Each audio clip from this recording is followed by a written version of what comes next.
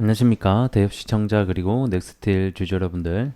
저는 넥스틸과 관련해서 여러분들이 투자하시면서 알아야 되는 중요한 이슈와 주가 영향을 미칠 만한 요소들 전달하는 멘토의 진행입니다. 자, 석유 성공 시 수혜기업, 제가 이렇게 좀 적었는데, 우리 넥스틸 하게 되면 이 유정용 관관을 생산을 해서 판매를 하고 있는 업체 중에 하나기도 하죠. 그리고 제가 이제 회사 측과 통화를 해서 이 정말 추후에 이 동해 프로젝트와 관련된 참여 의사가 있냐라고 물어봤을 때 있다라고 어느 정도 또 가능성에 대한 부분을 답을 해주셨기도 했었고, 무엇보다 이 포항 쪽에 이 관련된 공장을 또 보유하고 있기 때문에 어쩌면 정말 석유가 성공이 돼서 시추를 끝내고 나서 옮길 때 사용되는 그 유정용 관관이 있죠. 그거와 관련돼서는 이 넥스틸 그리고 이 세아제강이라는 또 회사가 있습니다. 그래서 이 회사 두 개가 1, 2위를 다투고 있기 때문에 사실 이 두 개의 회사에 대한 수혜가 좀 점쳐지지 않나 이렇게 보고 있습니다. 그래서 그 중에 하나가 결국 넥스틸이기 때문에 이 대왕고래 프로젝트 우리가 끝까지 좀 추적을 해봐야 된다 이렇게 설명을 드리겠습니다. 자, 끝없이 떨어지는 조정세. 최근에 주가가 계속해서 좀 조정세를 보이고 있죠. 이제 끝인가? 아직 저는 끝이 아니라고 봅니다. 그래서 기술적 분석을 잠시 뒤에 보도록 하겠고요. 오늘 좀 중점적으로 얘기해 볼 것은 이 동해석유 시추와 관련된 남은 일정들 그리고 재료들이 무엇이 있는가, 요거를 좀 체크해 보는 시간들 전반적으로 가져보도록 하겠습니다. 자, 동해 시추 관련해서 이슈랑 일정들 좀 체크해 보도록 하겠습니다. 뭐 딱히 크게 우리가 눈여겨볼 만한 이슈는 현재 없습니다. 그리고 관련주들도 대거 좀 조정을 받고 있는 상태죠. 그래서 일단은 어제 나온 뉴스인데, 이 석유공사가 이 동해 심해 가스전을 본격 시동하겠다, 이 TF를 구성했다라는 소식이 들렸습니다. 이 때문에 한국가스공사의 주가가 잠시 상승을 했었고, 이 관련주들이 뭐 한 1, 2%, 뭐 작은 애들은 뭐 많은 애들은 3, 4% 정도 반등을 준 것 같은데, 크게 반등을 주지는 못한 뉴스였다라고 보시면 될 것 같고, 이 정부가 사실 이 동해 석유 시추 관련해서는 진행할 것이라는 게 사실 기정사실화가 되어 있기 때문에 이 안에서 이 과정 속에서 어떻게 진행할 것이냐, 그리고 뭐 이제 투자 유치는 어떻게 할 것이냐, 그리고 그 일정이 어떻게 구체화가 될 것이냐에 따라서 현재 주가의 방향성을 좀 갈릴 수 있겠다라고 보시면 될 것 같습니다. 자, 그러면 현재 남아있는 일정이 어떻게 되냐, 요거를 좀 보도록 하겠습니다. 결국에는 주가라는 것은 일정이 어떻게 잡히냐에 따라서 함께 움직이거든요. 가장 먼저 있었던 그 액트지오 대표가 방문했다라는 소식, 그리고 기자회견이 열릴 거라는 소식이 일정이 잡히게 되면서 관련주들이 대거 큰 상승이 또 나오기도 했었죠. 그런 식으로 일정이 잡혀야지만 주가가 방어를 해주고 올라갈 수 있다는 점 다시 한 번 더 말씀드리겠고요.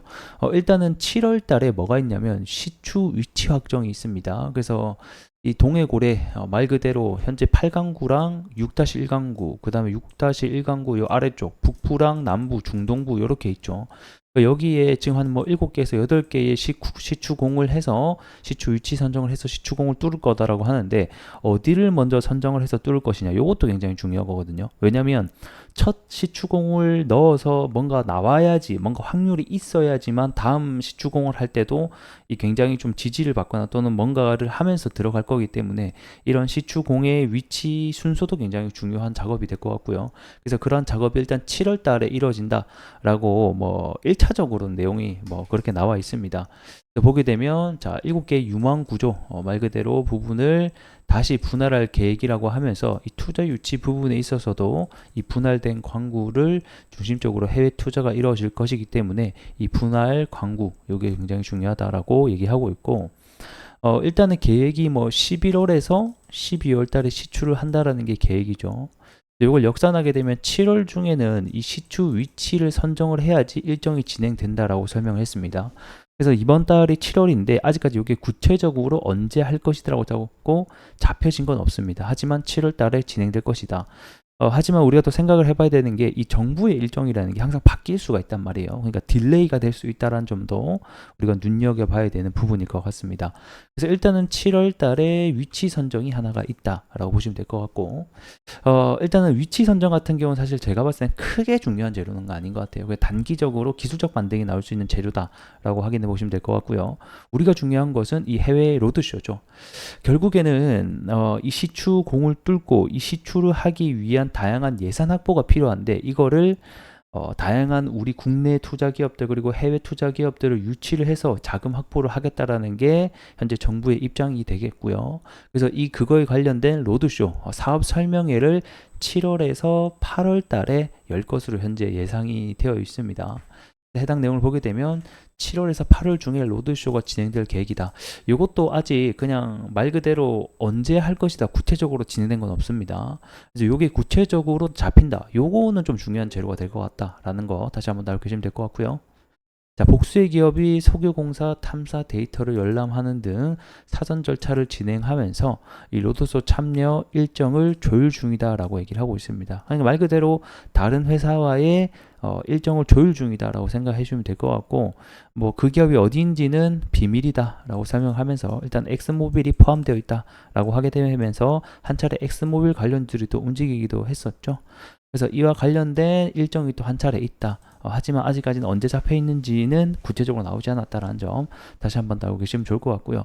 자, 그 다음에 또 뭐가 있냐면 7월달, 8월달이 이게 이제 해외 로드쇼가 끝나고 나면 8월달에서 현재 10월달쯤에 또 뭐가 있냐면 해외 투자자들의 참여 의향 접수가 있습니다. 그래서 7월에서 8월은 사업 설명을 열면서 우리가 이렇게 진행할 거야 라고 소개해 준다라고 하면 8월에서 10월에서부터는 본격적으로 참여 의향 접수를 받아서 이제 기업들이 들어오는 시기가 되겠고, 이때 어떤 기업이 들어왔다 이런 뉴스가 나오게 되면 다시 한 번 더 훈풍이 불 수 있겠다. 그래서 이 7월과 10월 달에 시추가 시작이 되는 11월에서 12월 그 전에 아무래도 많은 바람이 좀 불지 않을까 이런 생각이 들고요. 그 다음에 요 작업이 끝나고 나면 참여 의향 접수가 끝나고 나면 이 10월 달에 우선 협상자 선정이 있을 겁니다. 이 최근에 체코 원전 우선 협상 대상자 선정 때문에 이 원전주들이 대거 큰 상승이 나왔죠. 이처럼 10월 달에 다시 한 번 더 우선 협상자 이 대왕고래 로드쇼에 대한 부분들이 일정이 남아있기 때문에 이러한 협상자 선정 및 계약 협상이 이루어진다라고 하게 되면 그때부터는 추가적인 급등의 랠리가 이루어질 수 있을 것 같습니다. 하지만 우리가 또 생각을 해봐야 되는 게 이 안에서의 옥석 가리기는 이제부터 또 나올 수 있다는 점도 알고 계시면 좋을 것 같습니다. 그래서 현재는 뭐 일정은 가득 차 있어요. 자, 다시 제가 정리 좀 해드리면 7월 달에 시추 위치 확정이 있죠. 그리고 7월에서 8월 달에 해외 로드쇼가 있습니다. 그리고 8월에서 10월 달에는 해외 투자자들의 참여 의향 접수가 있고요. 그 다음에 10월 달에는 우선 협상 대상자 선정 및 계약이 있습니다. 그리고 11월에서 12월 달에는 시추 시작이 있고요. 그 다음에 25년 내년 3월 같은 경우는 시추 결과가 나온 날입니다. 그래서 이렇게 대거 일정들이 현재 항우에 남아져 있다라는 것을 우리가 알고 계시면 좋을 것 같네요. 자, 차트로 함께 보도록 하겠습니다. 일단 파동 카운팅 번호로 보게 되면 일단 여기가 정말 1차 파동으로 쳐줄 수 있는가, 이 거래량과 거래 대금도 없이 움직였던 것. 그래서 요거에 따라서 파동 번호가 달라지는데, 그래서 요게 만약에 파동으로 쳐진다 하면 여기서 1차 그리고 여기서가 이제 한 차례 눌림 그리고 2차죠. 그래서 이쪽 구간에 60 그리고 여기서 이제 이쪽 구간에서 30 그리고 다시 한 번 더 이쪽 구간 마지막 5차 이렇게까지 볼 수 있을 것 같은데, 그렇게 놓고 본다라고 하면 5차까지 나왔고 이제 내려가는데 뭐 기술적 반등 한번, 그래서 A, B 그리고 이제 C로 이제 가는 단계다라고 보여집니다.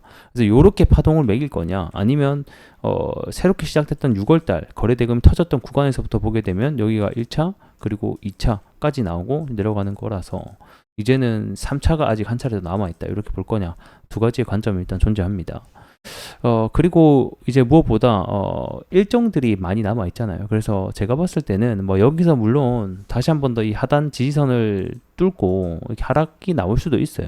그렇게 되면 이제 이 매물대에까지 이제 내려간다라는 건데, 그렇게 되면 이제 시간이 그만큼 많이 걸린다라는 거겠고, 무엇보다 이 간간이 본격적으로 수혜가 되는 시점 자체가 사실 석유가 성공이 되는 시점이거든요. 그래서 이때부터는 좀 다른 이야기가 지금과는 좀 다른 또 다른 어떤 큰 수급이 들어올 수 있다라고 보고 있습니다.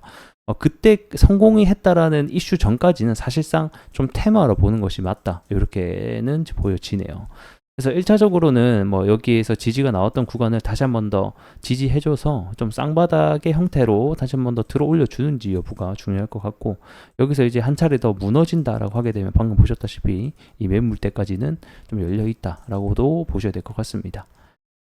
일단은 일정들이 많이 남아 있으니까 일정에 발맞춰서 반등이 나오는지 여부, 그리고 다시 한 번 더 바람이 부는지 여부를 우리가 좀 체크해보자. 이렇게 전반적으로 설명드리겠고, 앞으로 관련된 일정이 나오거나 알아야 되는 이슈들이 생기면 여러분들에게 신속하게 알려드릴 수 있도록 하겠습니다. 자, 오늘은 여기서 마감을 해보도록 하겠고요. 전 또 다음 시간에 뵙도록 할게요. 고맙습니다.